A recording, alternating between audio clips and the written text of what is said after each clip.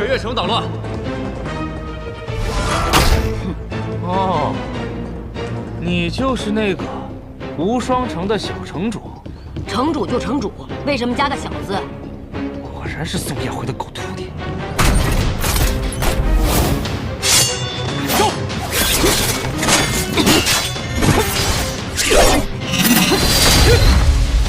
此人剑术精妙，竟然不在师傅之下。这便是传说中的御剑之术。我方才悟出六国之术，还不熟练，怕也不是他的对手。住手！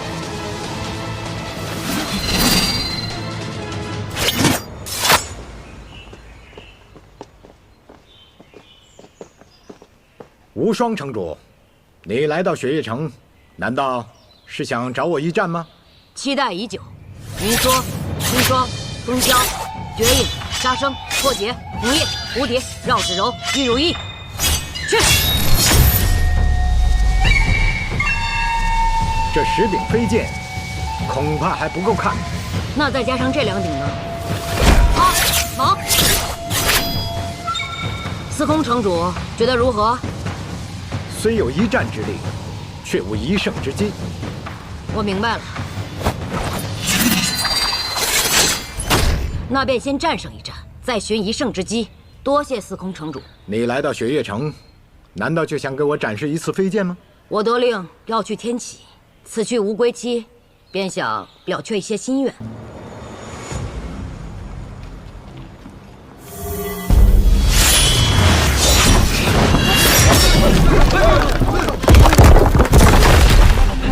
怎么回事啊？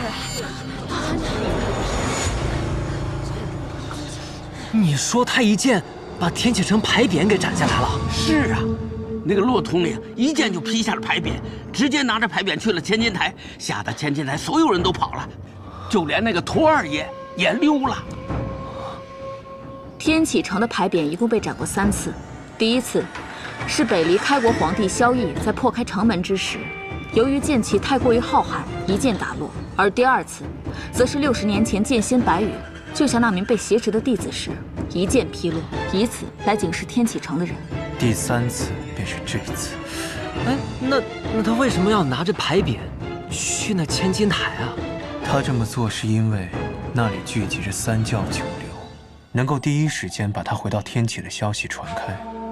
他除了斩落牌匾，还说了什么？一路上都没说话，一直到最后，重重把牌匾往地下一蹲，就说了4个字：问剑天启。义父只说了这4个字。是的。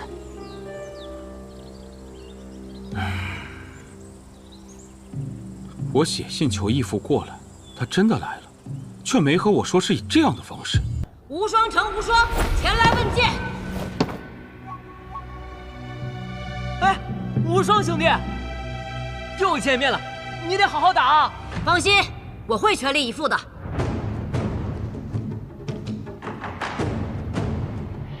听说无双城出了一位新城主，年轻有为，但没想到会年轻到如此地步。想不到啊，这无双城主也来天启城了。是我要他前来的。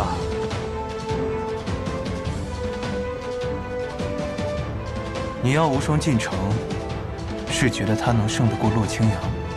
无双城一直在等一个机会，我也在等一个机会。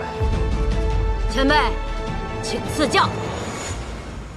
能见到无双剑侠，洛某有幸。前辈也知道无双剑侠，据说我天生就是剑胚，也有人说以剑论道。好嘞。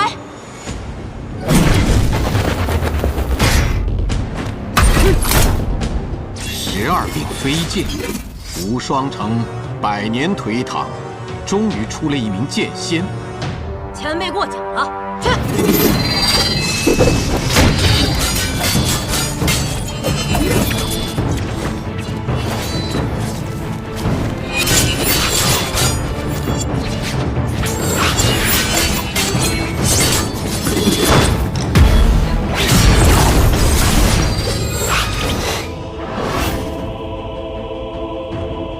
飞剑术确实是一门绝妙剑术，但作为一名剑客，若手中没有真正握住一柄剑，终究还是会差了几分火候。你若将你师傅的断水剑借来，或许能坚持得更久些。握在手里的剑，我也是有的。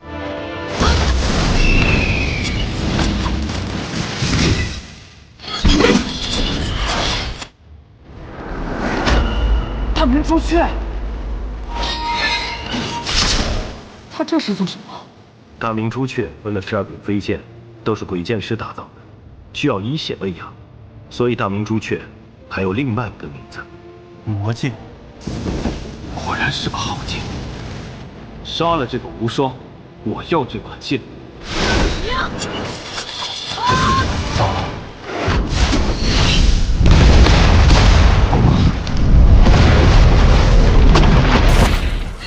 无双没能控制住大明朱雀，反而被剑给控制了。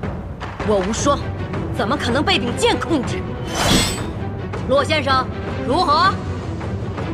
好剑，值得我出剑。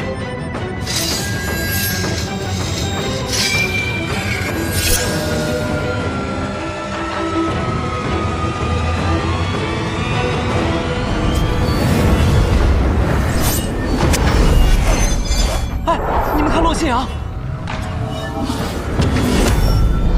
这是国殇剑。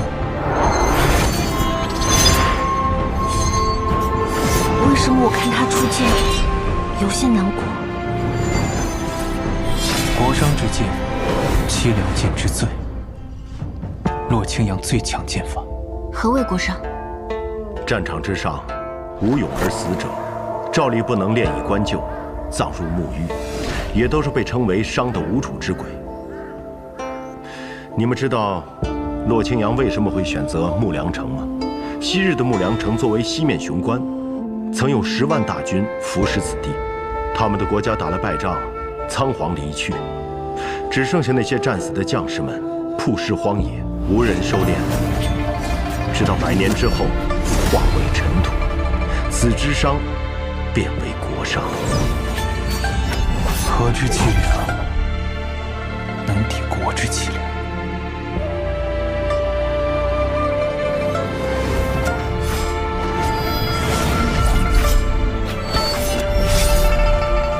这便是传说中的剑士吗？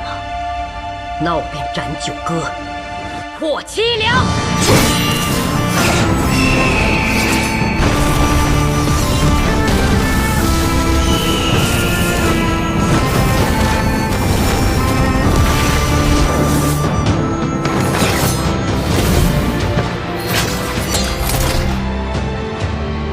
无双城有你这样的弟子，是他们的荣幸。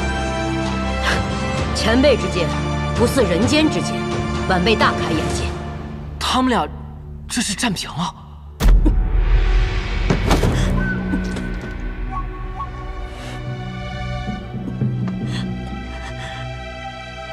终究还是败了。你若再修炼10年，或许你手中之剑真的可以胜过我。可惜了，今日便要死在这里。骆青阳要杀他。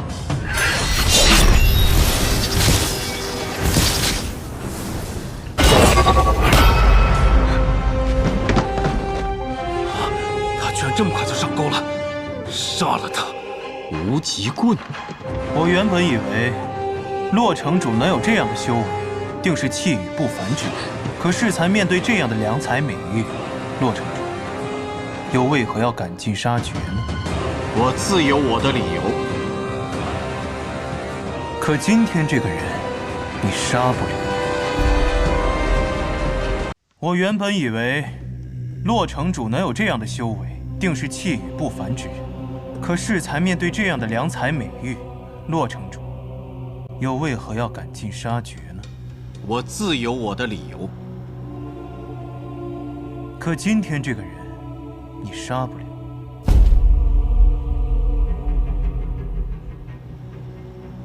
二哥，带无双走。多谢。我应该谢谢你们。走吧。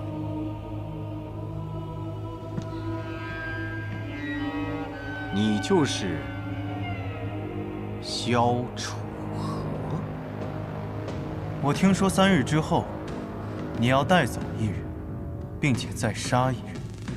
你要杀的人可是我呢？正是你，但不应当是今日。我给了3日时间问剑天启，你拿的是棍，没有资格参战。那我呢？新剑，你是李新月的后人。雪月城雪月剑仙李寒一，雷家堡雷门双子雷轰门下弟子，剑心种新剑传人雷无节，前来问剑。你个傻子，你不会觉得前面称号越长越厉害吧？好。哎，等等，等什么？前辈已经接连战了2场，并且2位对手实力都不凡。前辈虽然现在看上去并无大碍，但我相信体力一定与一开始有所不同了。我无妨。别说了，前辈有心让我，但我却不能接受。我辈剑士人人心诚，岂能愧对于手中之剑？刚才前辈不是说要在天启城多待几日吗？那么3日之后，等前辈休息好了，我们再来此地问剑。前辈，告辞，3日后见。走，快点儿。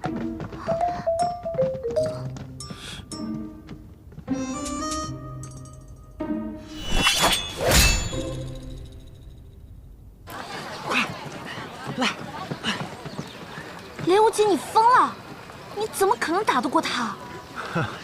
雷兄啊，你看上去单纯懵懂，其实还是挺聪明的。怎么说？刚经历了2场精彩对决，顾剑仙的神采在众多剑士中堪比神人。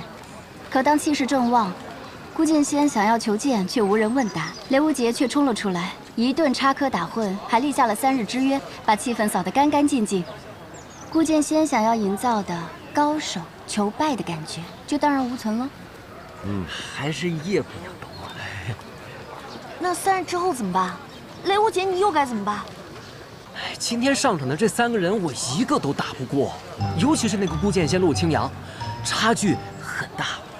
你还知道？但是他一剑斩了永安王的牌匾，这是在示威啊！不管我们去不去挑战他，他都会上门。与其让他主动找茬，还不如我们先挑战，至少这样还能什么？还能出个名来。哼，你可真是个妙人啊！无妨，没什么大碍，好好休息一下就行了。多谢先生。谢谢先生。小无双，小无双，这些都是我从萧瑟的药房里带来最上好的补品。你也知道，他这个人小气得很，搞到这些可不容易了呢。你是来求教的，废话少说，直接问。你是想问洛清扬的剑？哎，是的，这正所谓知己知彼，百战百胜。你说我也不可能把剑法现在练得比他还强，但是我要从他的剑术里面找弱点，就能从弱点出发，出奇制胜，一招制敌。好，你问。哎，那我就问问你啊，他这最后一剑是从什么地方攻过来的？4面8方。好，那个时候，他的剑气何处最盛，何处最弱？无处不在。那这就没法聊了呀！这的确是这种感觉。跟洛清扬对剑和其他人对剑不一样，我们站在那片空地上，我却感觉我来到了一个新的地方。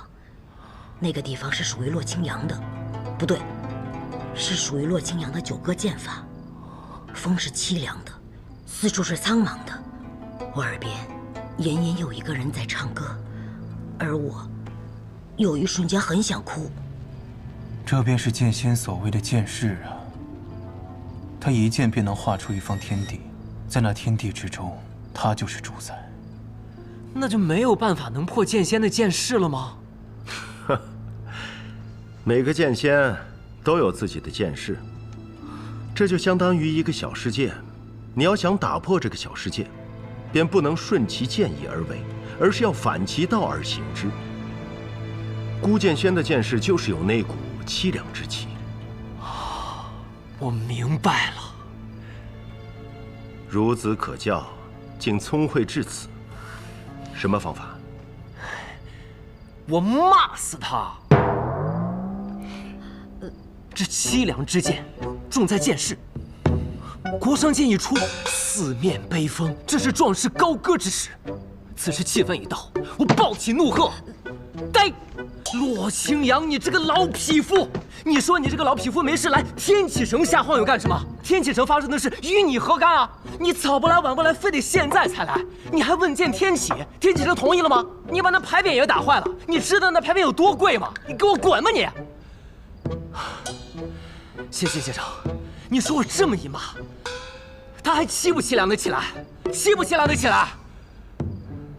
其实雷兄说的这番话，我觉得也是有一些道理的。谢先生，你不用顾虑这个傻瓜的情绪，有话直说吧。我不是安慰他，如果真的按照雷兄这么说去做的话，那么那股凄凉的剑势，的确是容易被挫败。当然了，骂归骂，骂只是一个辅助的作用，也不可能骂人就能骂成剑仙出来，对不对？哦，对了，你们家的剑心诀讲究的就是垂养剑心。若是你能够闭关2日，以纯粹的剑心修其一剑，也是有一线机会的。先生说的对，我也正有所考虑。那我们先行告辞了，3日之后还请先生前来观剑。萧瑟，你说我给我那套剑法取个名字就叫骂剑诀怎么样？骂着骂着就把剑仙给赢了，是不是很霸气啊？但是我觉得我骂的也还不够霸气。你文字好，帮我想想吧。你知道你面对的是什么样的对手吗？他可是冠绝榜上第1名的剑客，不输百里东军的绝世高手。所以我需要2日专心养剑嘛。哦，对了，萧瑟，我昨天只跟他说了3日之后见，却没说什么时间。算了，那我就干脆后天傍晚再来，这样都给我时间养剑。你听懂我说的话了吗？哎呀，你放心吧，我没疯，我有我的剑，也有我的骄傲，我去学养剑心去了。这次看我一剑成名。去吧。走这儿。他要入剑心。不错，当年新月姑姑便曾养剑7日，最后1人1剑杀入法场。那他这样对抗洛清扬，有几分胜算？1分。比我想的还好些。都不到。你能不能一次性把话说完了？萧瑟，你应当劝劝雷无节。昨日无双差点死在孤剑仙的手下，他若知道你们的关系，想必要下手的更重一些。雷无节好歹也是雪月剑仙的弟弟，5大剑仙情谊深浅各有不同，但总归还有些惺惺相惜。就冲这一点，洛清扬应该不会对他下死手。这个傻小子，明知道要吃苦头了。或许这一战对他有益吧。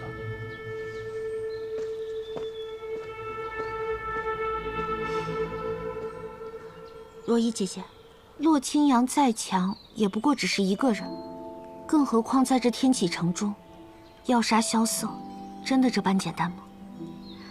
萧瑟不希望别人因为他而受到伤害。洛清扬是来找他的，那他应该负起这场战役的责任，这是他从小到大的选择。但我们也可以有我们自己的选择吧。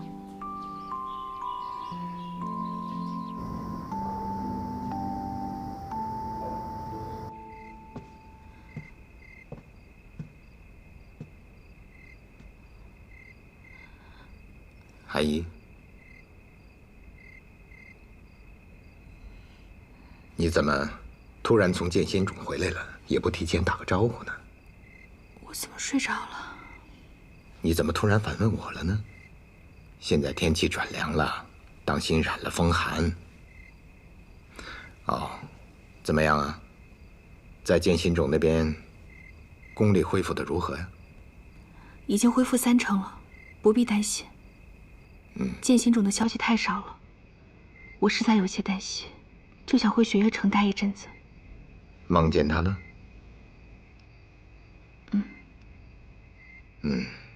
此刻若有他在的话，或许天启城的事情会变得简单一些。毕竟是我们雪月城的女婿了，应该替我们去打洛清扬。我听说洛霞她走了。骆明轩突然对师父表达了那种情谊，他这个当师傅的一时之间不知道该怎么解决，所以他就选择了一跑了之。那骆明轩呢？也追着他一跑了之了。总会追到的。这师徒相恋在江湖中虽然也曾出现过，但毕竟还是很难被人接受的。爱情中总需要一方先勇敢一些，只要有一方愿意勇敢，那他们的感情总会走到一起的。他就是那个比我还要勇敢的人。你说的那个他，是指骆明轩，还是赵玉珍？可如果当时勇敢的那个人是我，现在会不会结局就不一样了？哎呀，都是过去的事情，就不要再提了。天启那边怎么样了？这次我们不能去助他们战洛清扬，那他们该怎么办？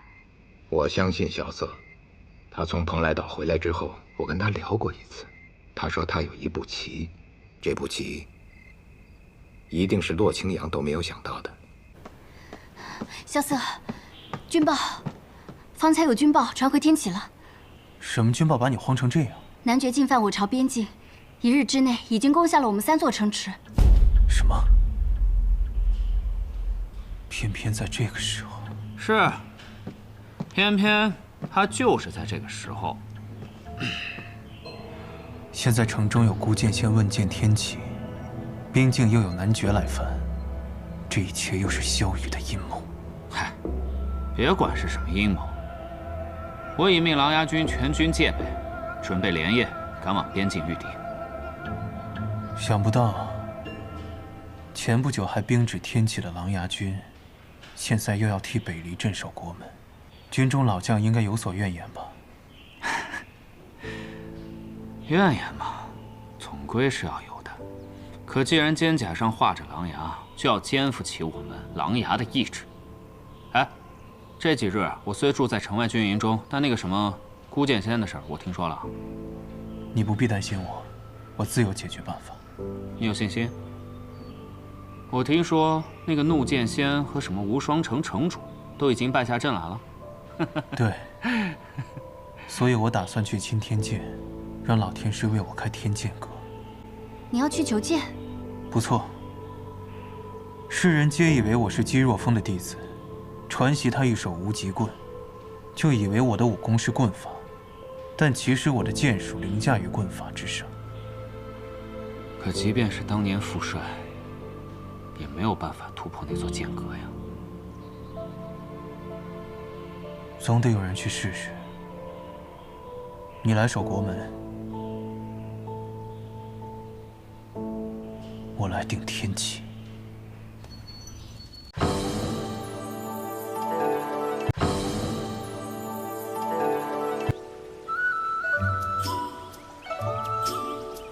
故人远行，迎折柳相送。一为不忍分别，二为永不忘怀。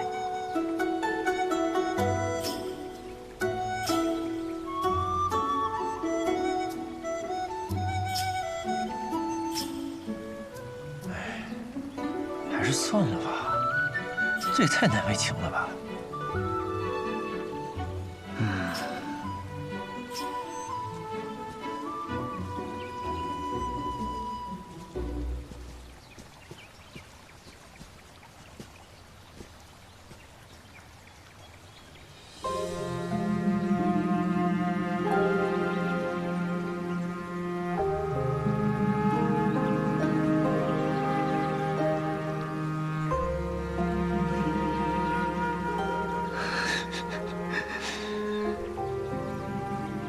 哥，东君，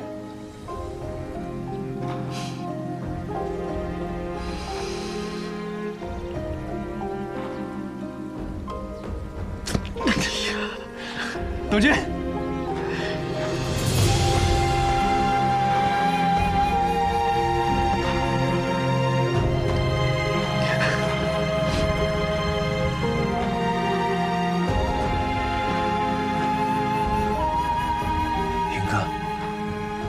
死，真好。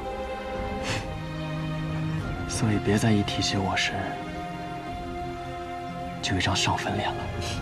要死，你先死。实在不行，一起死。君子道别三言两语就够了，不要婆婆妈妈的，絮叨个没完。东君对我的情谊，我看在眼里。 东君，就先这样了。此次一别，也不知再见何时。希望再见之日，你我都依旧见成仙。再见之时，你我仍是少年。矫情。走了。 哎，云哥，等等。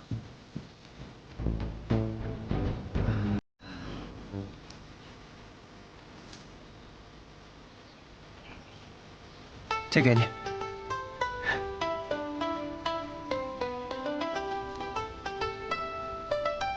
折柳相送，我还只是在书上看到过呢。云哥。 保重，东君，保重。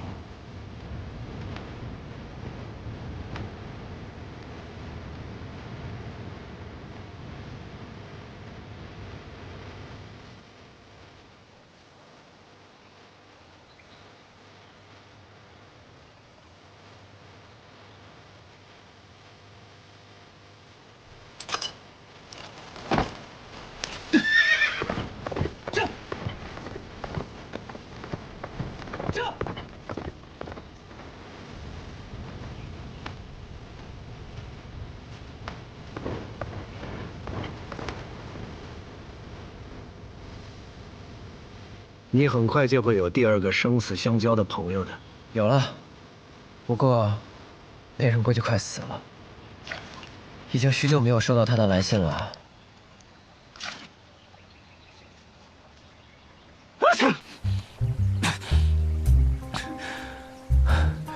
谁在骂我？看来你对这朋友也不怎么看重啊。师傅，你也很笨嘛，我逗你的。 我那个朋友命大得很，死不了。说我笨，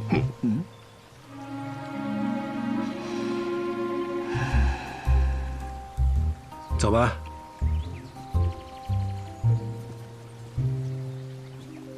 师傅，您怎么去了那么久啊？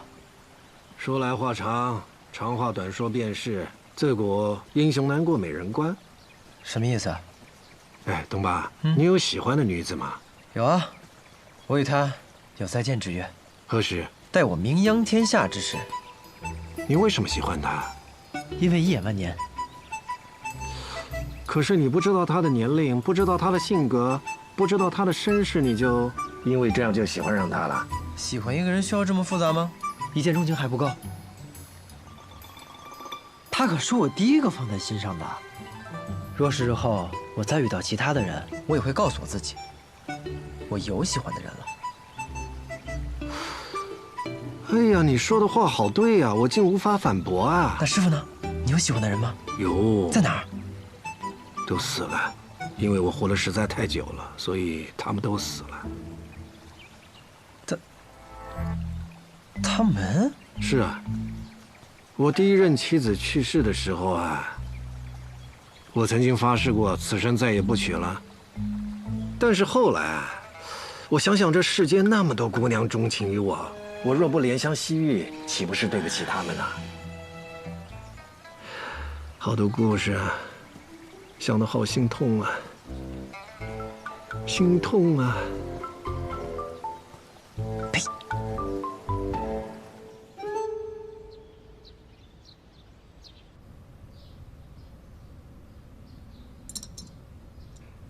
有人看到李先生带着那个叶云，哦，也就是叶鼎之离开了。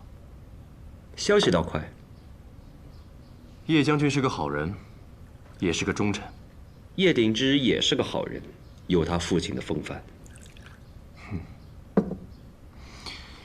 若风啊，你说这次李先生出手，会不会？兄长放心，先生没有要卷入朝堂之争的意思。哦。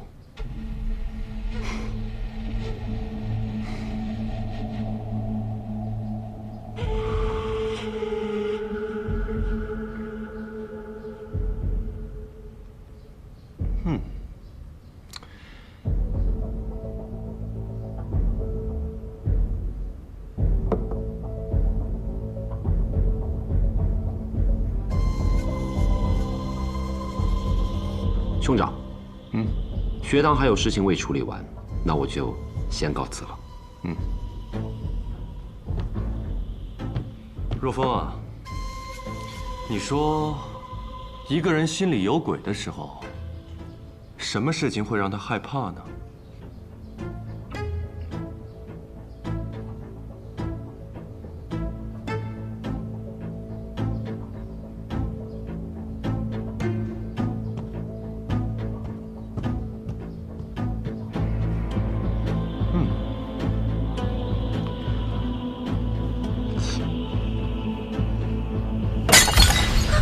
废物，都是一群废物！这么多人，这么些天，竟然都搜不出一个叶云。现在怎么样？他被那个老不死的带走了。天下这么大啊，谁能知道他去哪了？你知道吗？你知道吗？你知道对吧？说！你告诉我，你告诉我他在哪儿！说！王爷，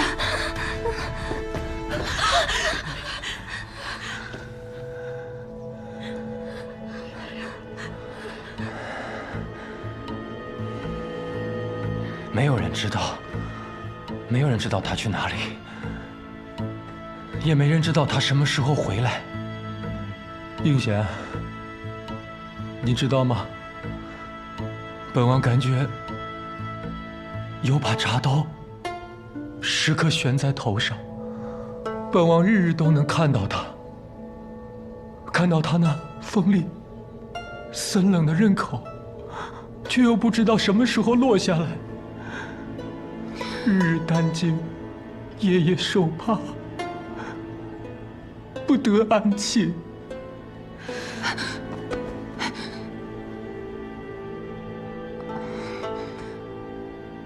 王爷，别怕，应贤会一直在王爷身边，保护王爷。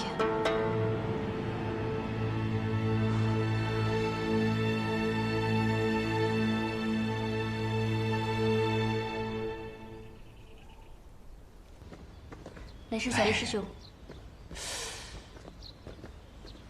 好像是。董妈，我以前就听闻人说过，世上有一种人叫书痴。我本来是嗤之以鼻的，直到我认识了谢轩公子。谢公子，今日读什么呢？啊，龙月剑法。你在看剑谱哦？二师兄也懂剑法？师兄我可是出身雷门，当然不懂剑法。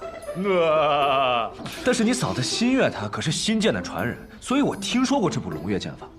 这是一部几近失传的高超剑术。谢轩，你只看不练，你能学得会吗？谁说我不练？我在心中练。你以为我只是在看书？可我每看一招，心里的自己便用一招。一本书看完，剑法也就学会了。没想到谢公子也是个高手。没打过架，我师门向来以礼待人，门人几乎都不太会武功。可你们若是遇到不讲理的人呢？那就揍到他讲理为止。可你又说你不会武功啊？是几乎都不会。几乎都不会的意思，就是有人会。我有个小师叔，学问很高，武功跟学问一样高。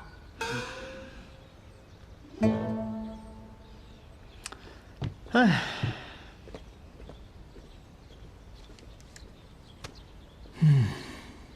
许久没见，确实有些想念小师叔了。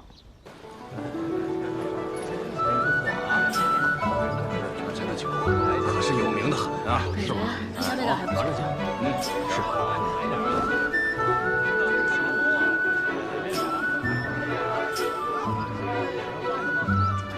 这么多年不见，这字看上去还是那么美。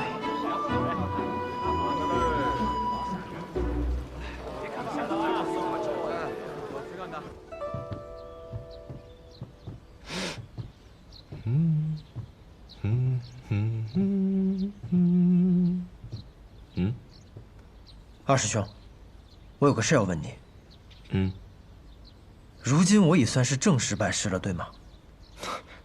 当然，这仪式不都走完了吗？我拜师是为了什么？习武。那么请问，我师傅呢？尹师侄已经搬到了柳月师兄的府里，向他学习武功，而我的师傅成天除了干这个就是干那个，偏偏不教我。虽然说拜师是为了习武没有错，但师傅也没有说要教你啊，是吧？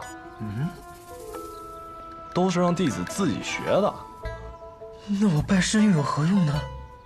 当然是你在外边被欺负的时候，你可以响亮的报出我们老头的名号，吓死他们。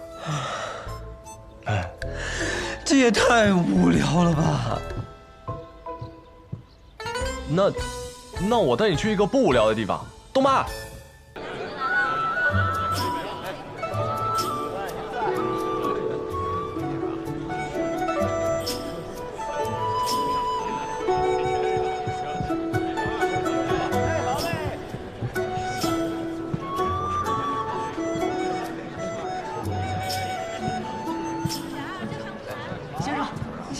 先生，此座只为贵客而留，也只有贵客能坐。拿杯水来。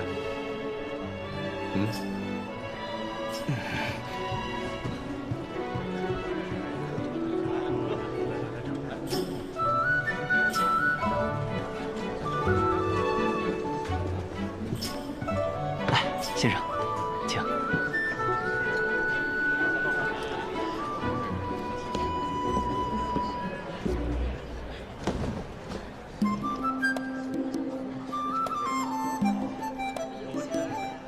先生，你想喝点什么？就来一壶桑洛吧。先生，我们店里还有很多名贵的酒。不用了，就要一壶桑洛。酒不该是用来享乐和炫耀的东西。先生说的是。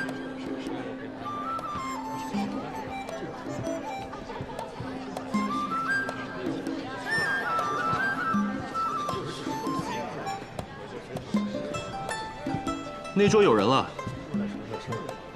这位少侠，如果不介意的话，不妨和我一桌。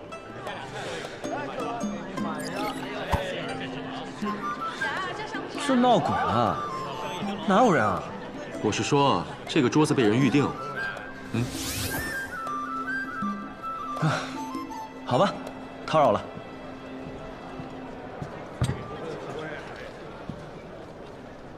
先生，您的酒。桑罗，给这位少侠也拿个杯子。哎，好。我有一个朋友，也会酿这个酒。那你尝尝。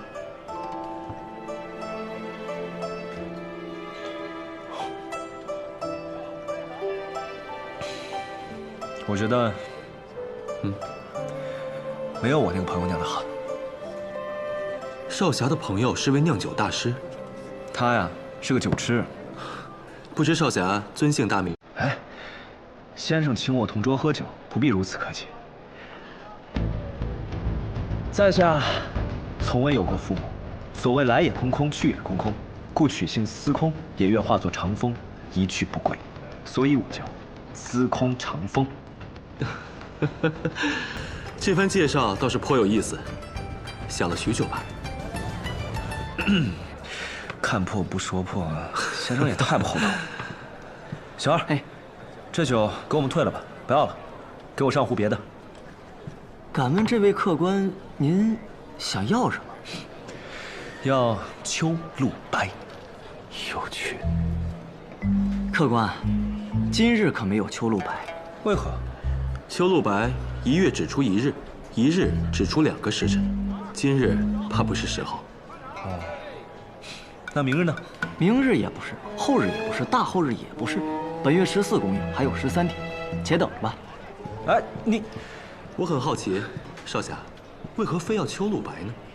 哎，不瞒先生说，我此次来天启城，是为了见一个朋友。刚刚说的那位朋友？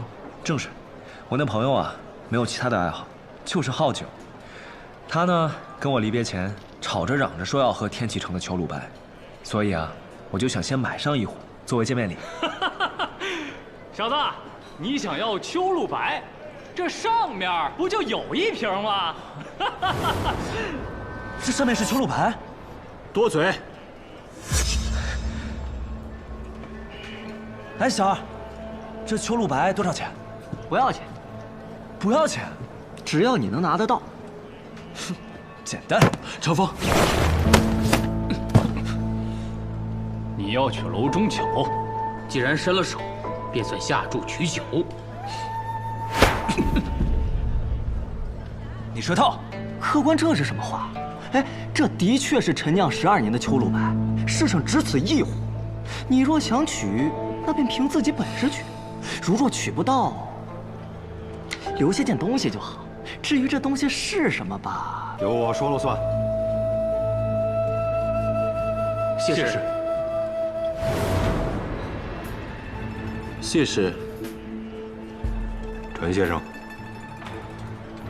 谢师是碉楼小筑内功夫最高之人，多少江湖公子试图取这个酒，却都没有成功过。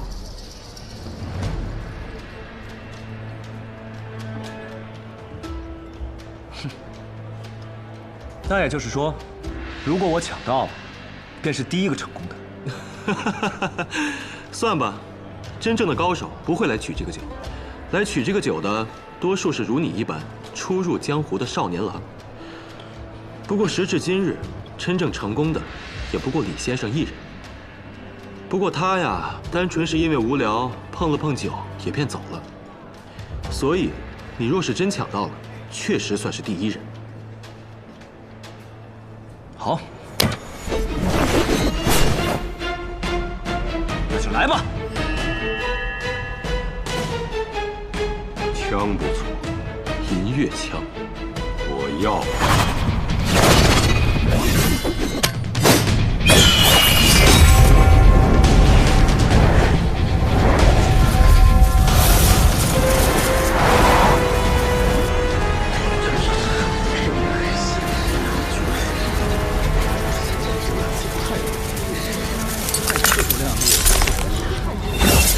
是一柄好枪，但可惜了。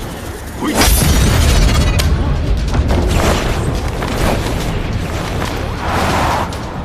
一来就吃瘪，天启城果然是天启城啊！司空长风，久别重逢，不必行此大礼。百里东君，不错不错，你还记得我？你什么时候来的？怎么也不来找我？我今日才到的，这正想去找你来着。好久不见啊，司空长风。楚墨公子。不过，你刚到天启城就打架了，还被人打成这样。哎呀，别提了，我想着跟你也算是久别重逢，总得备份礼吧。普通的酒酿的也没你的好喝，最好的酒今日卖光了，那我只能去抢。结果没曾想技不如人，没抢过，那枪还折在里面了。一个人抢不过，那2个人能不能抢过？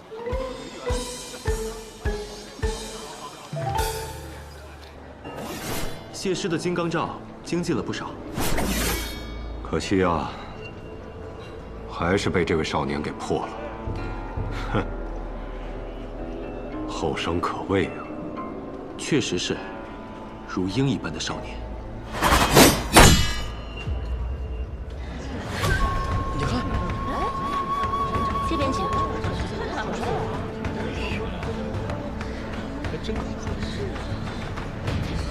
这么快就找来帮手了？上面挂的那瓶酒，可是秋露白。对，那是酿了12年的秋露白。我要了。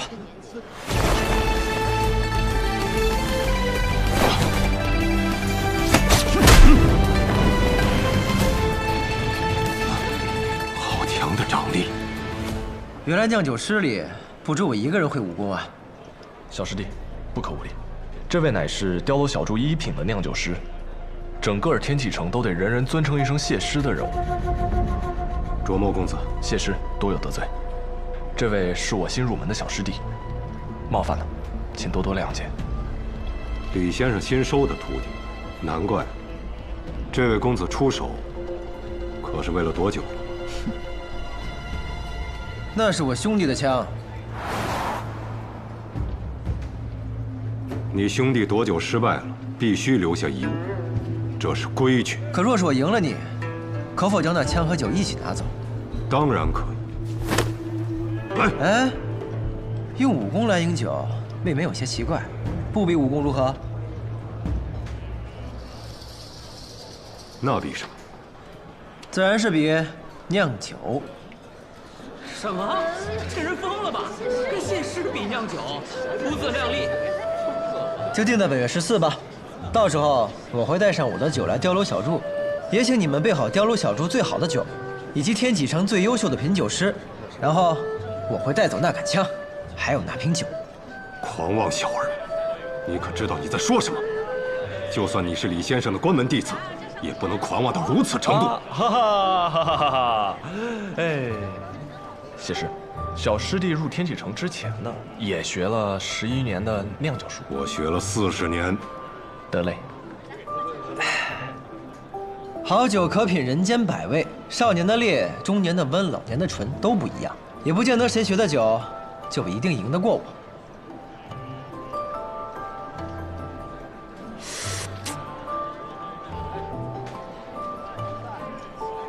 那就恭候大驾。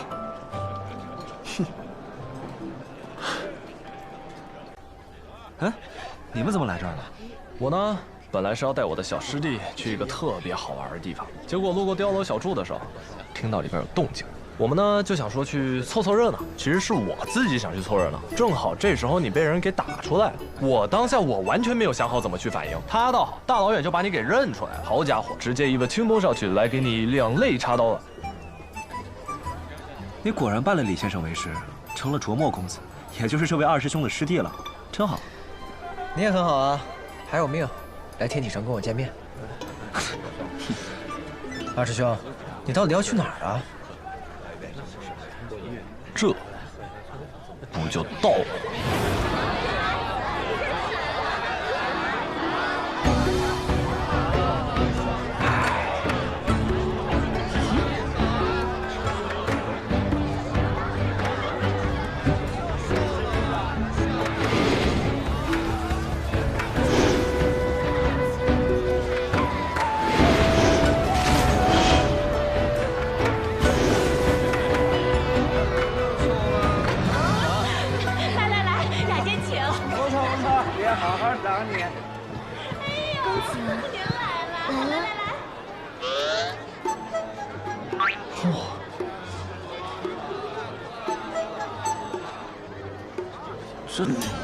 这里是青楼？非也非也，这里是百花楼，不一样的。哪儿不一样？因为有他，所以不一样。那年，我和顾剑门第一次来到这里，当时的他正在抚琴。顾剑门可能是喝多了，听到了他的琴声之后，他兴致大起，举剑而舞。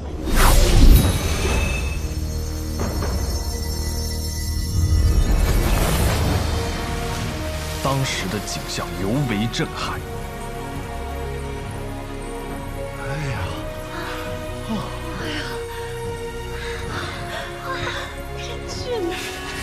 所有的花瓣都被他的剑气卷起，五颜六色，姹紫嫣红。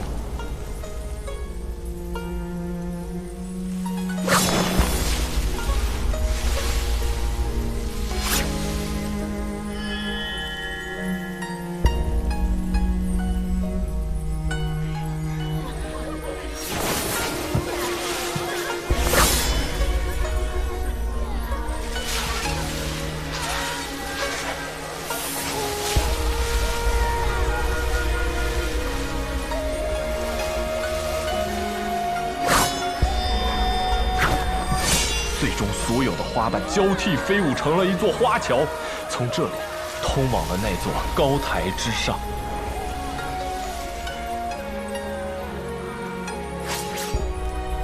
顾剑门说：“闻情可知人。”他觉得这个女子就是他的命定之人，于是踩着花桥，从这里走到了那里，撩开了重重帐幔，去见她。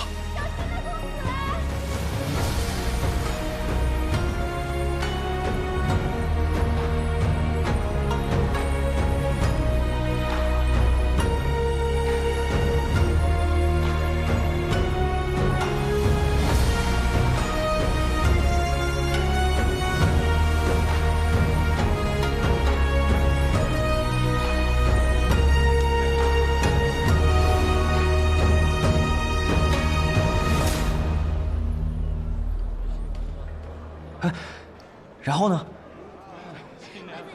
然后顾剑门就下来了，他被拒绝了。啊？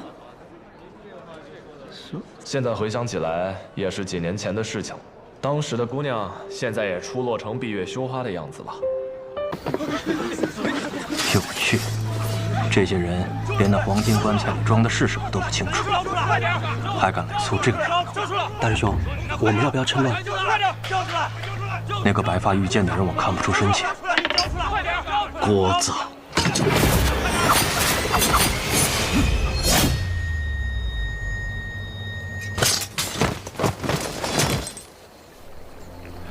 大师兄，你刚才看清他出剑了吗？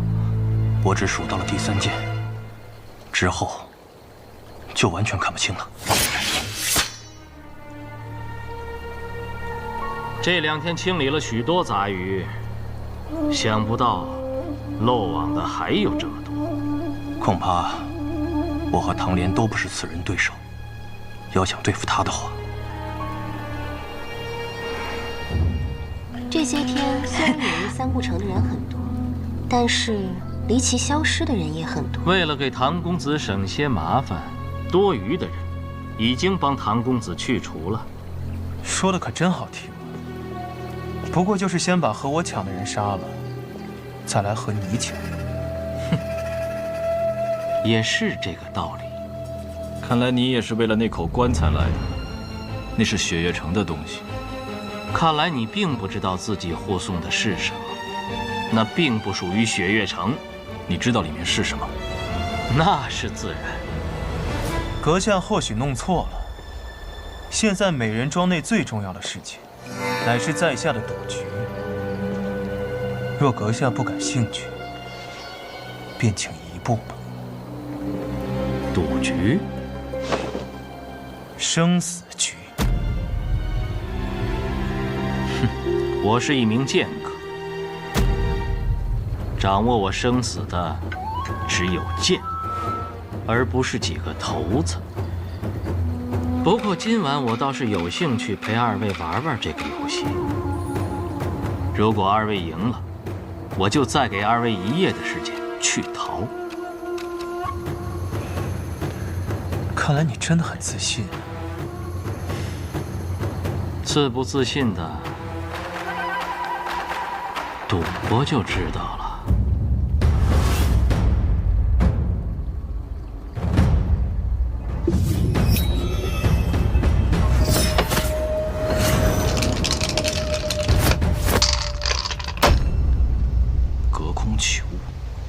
这种江湖术士的小把戏你也用？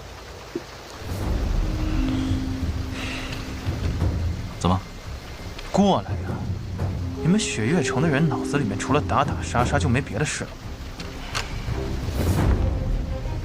一局定输赢，你们赢了我走，我赢了把东西留下。听上去倒是很公平。我曾经在天启城的千金台，连着跟人赌了3天3夜，最后还赢下一座城池，你可相信？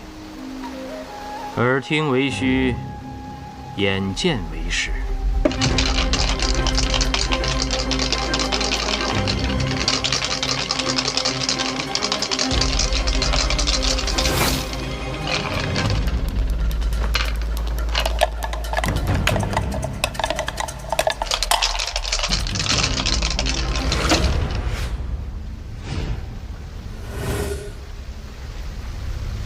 公子既然能赢下一座城，那么5-6，买大。所以你们这些江湖人啊，就是没有情趣。所谓赌局，最好玩的乃是一个“赌”字。可若是提前就把结果都料到了，那这赌局还有什么意义呢？那你说，压什么？我赌5-5-6。到。你，好，压定离手。不好，随空时，中招的人外表毫无伤痕，五脏六腑却会被全部震碎。这头中里的头子恐怕已经……当然不好。既然是赌局，哪有那么容易？公子要改吗？改。所谓赌局必胜之法，就是相信自己会赢。只要坚信自己会赢，那就一定会赢。开。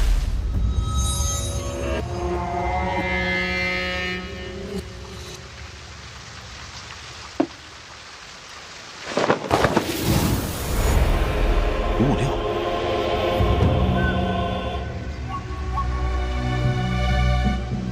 公子好功夫。不才不才，一个小戏法罢了。我可不会武功。不会武功，接下来的路可都是险路。公子不会武功，还是不要趟这滩浑水的好。阁下难道是要反悔？我说过我不会杀你们，但是我的伙伴们不同，他们可没有我这么大的耐心。我们也有一个同伴，虽然他脑子不大好使，不过手上功夫不错。你的同伴未必能占得到便宜。如果你知道我是谁，定然不会这么说。天外天，白发仙。天外天，若是在12年前，这确实是一个镇得住的名字。你是谁？你怎认得我？知道你们的人不多，但总归有人知道。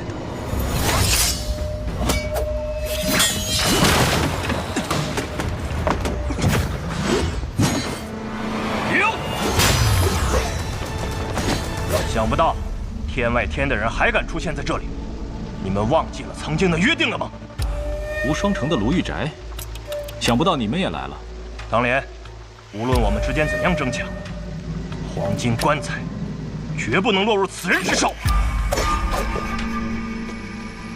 那黄金棺材之内的事物，原本就属于我天外天，想拦住我？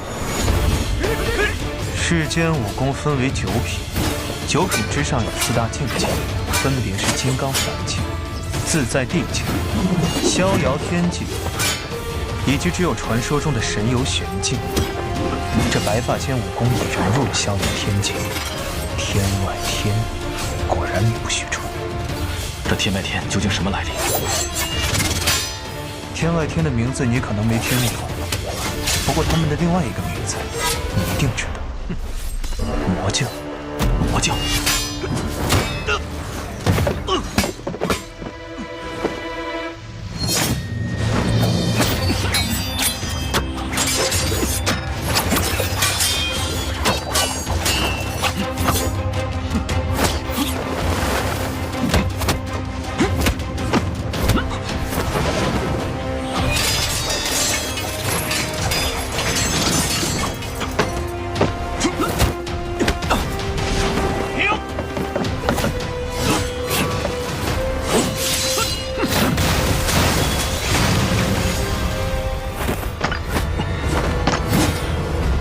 胜算吗？要不是他手下留情，刚才那一剑，咱们已经……都是故人之后，看在你们师尊的面子上，我不会杀你们。如果再敢阻拦，可就别怪我不留情面了。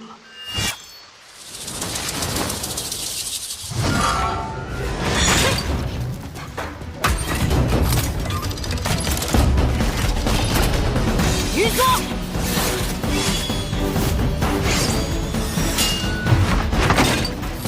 金霜，赵子柔，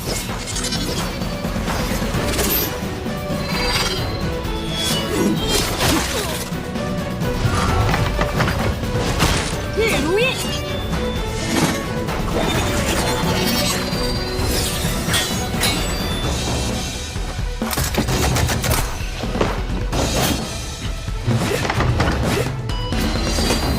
无双城的无双剑匣，据说已经有100年无人能够使用它了。小鬼，报上名来。天下无双城，无双。雪月城出事之后，天下无双城就把“天下”2字去掉了吧？哼，迟早会加回来的。有趣。你想怎样？见高手不能失之交臂，自然是想向前辈讨教一下。狂妄！我可没时间跟你们耗。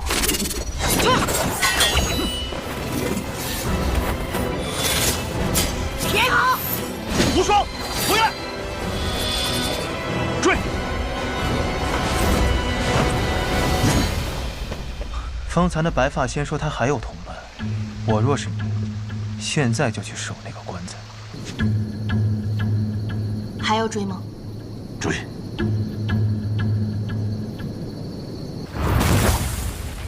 这是雷无极的霹雳刺。我乃江南霹雳堂雷家雷无极，还有不怕死的要上的吗？上！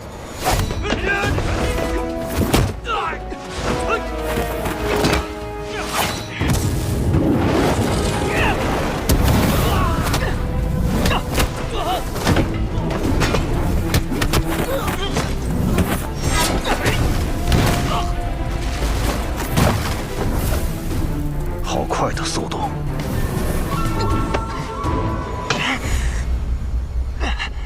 雷家的火灼之术，难怪。上！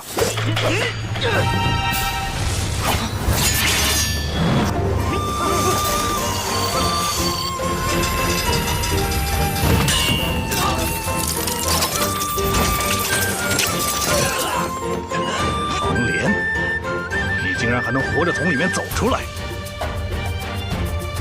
怎么样？这功夫我也是刚练成不久，还不够熟练。不过现在好了，打他们10个8个的不是问题。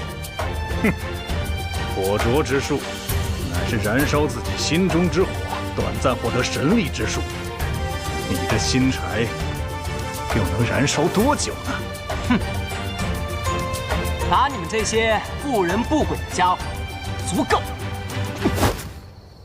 好大的口气！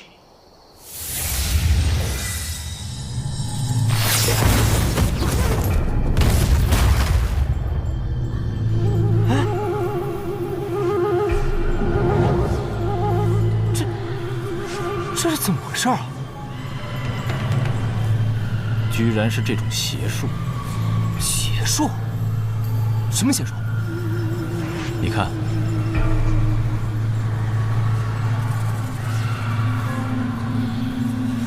怎么了？你觉得有什么异样吗？好大的月亮，倒是像纸糊的一般。今天是22，天空中本应是一轮下弦月，怎么会出现满月？那师兄的意思是？这是孤虚之术。所谓的孤虚之术，就是一种邪门的阵法。在孤虚阵中的人，仿佛都进入了梦境一般，接下来你可就要小心了。在这孤虚之中，一切皆为虚幻，但是，一切又皆可为实。师兄，你说的什么？我不太懂。小心！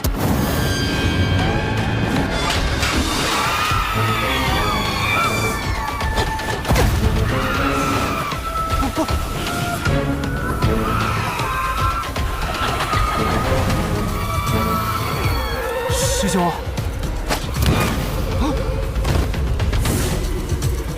击中了！师兄，你怎么做到的？孤虚之中，无数杀机藏在其中，你所看到的不一定是真实，所以这个时候，你要放弃你的眼睛，用耳朵去听。放弃眼睛？听声辨位是血月城的必修课程，你且听好了。天地若大，风无处不在。孤虚之中最大的弱点，便是能隔绝外在的一切声音。所以，在孤虚之中，你只需要仔细聆听。当你身边的风被撕裂的时候，就是敌人暴露自己位置的时候。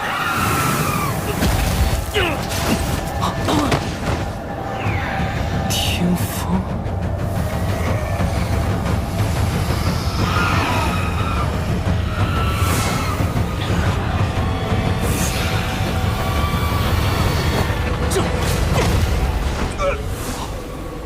击中了，天赋异禀啊！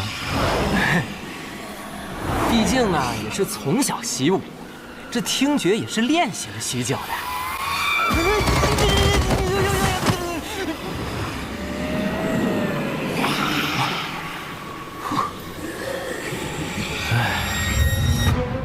听风辨位，仗目杀人。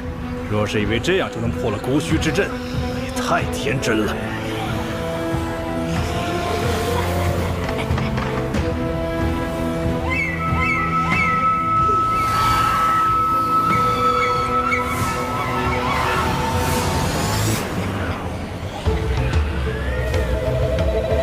我猜的果然没错，大师兄为了见天女舞，一定要路过梅林庄。只是看这架势，他们似乎被这些人用什么阵法给困住了。难道这就是阿爹当年抵御魔教之时所遭遇的孤虚之阵？师兄，怎么那么多啊？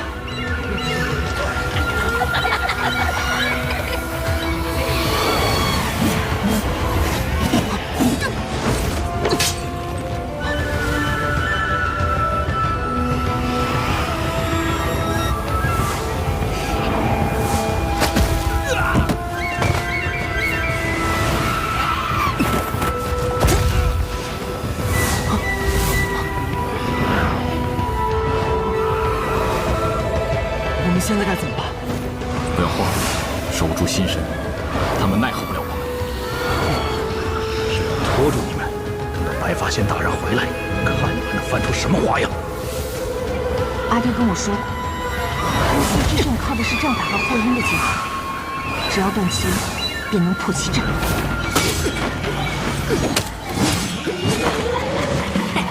师兄，什么声音？是枪击之声。前面来了，你别说话，我要去寻那声音。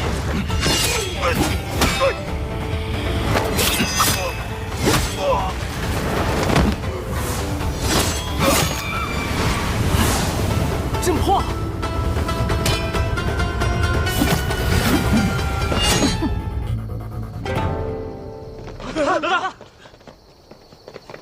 怎么样，师兄？咱俩这配合简直天衣无缝。这就是司空姑娘吧？在下刘无节。别松懈，还没结束呢。你。